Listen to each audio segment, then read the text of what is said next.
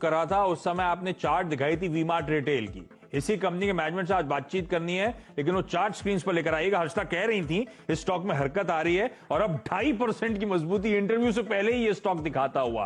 तो we Mart retail आप लोग की स्क्रीन पर, और ये स्टॉक का क्योंकि अब तो मेरे पास है 2800 2900 के हाईज थे, वहां से ये स्टॉक करेक्ट हुआ है। और जब हाईज थे तो एक प्रिफर्ड बेट था इस सेक्टर में। प्रिफर्ड बेट इसीलिए था क्योंकि ये वो रिटेल कंपनी है जो सेमी अर्बन इंडिया जिसे हम कहते हैं उसमें बहुत तगड़ा एक्सपोजर, टियर 3 टियर 4 सिटीज में बहुत तगड़ा एक्सपोजर एक कंपनी रखती है। और अब इस तरह के मैसिव करेक्शन के बाद देखिए इंटरव्यू से पहले किस तरह का मोमेंटम ये स्टॉक पिकअप करता हुआ। ये स्टॉक अपने साल के हाई से 40% करेक्ट होकर कामकाज कर रहा है और एक पसंदीदा बैट है ये कंपनी। प्रमोटर्स का 52% स्टेक और इसमें एफआईआईज और डीआईआईज का बहुत तगड़ा चंक है। मुझे याद है, मैं डिटेल्स खोलता हूं स्क्रीन पर। एफआईआई डीआई के आंकड़े बहुत तगड़े।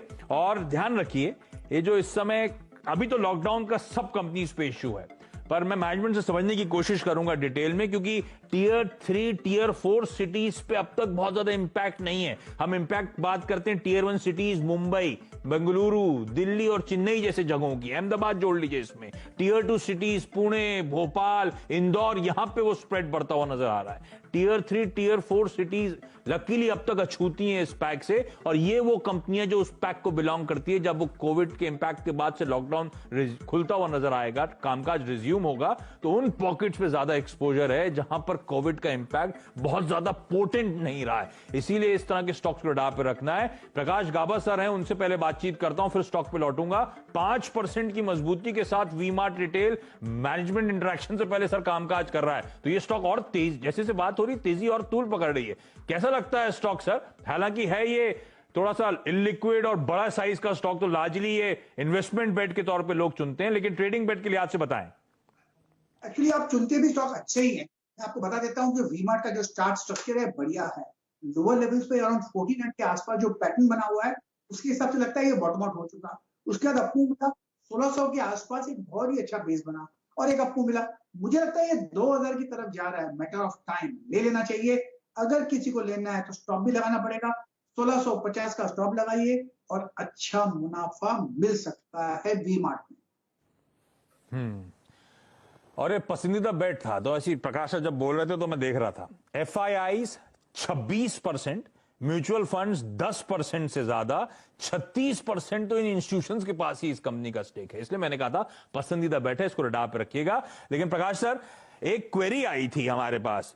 चितरंजन मोहंती साहब बेंगलुरु से हैं, उनके 3 स्टॉक थे पोर्टफोलियो में।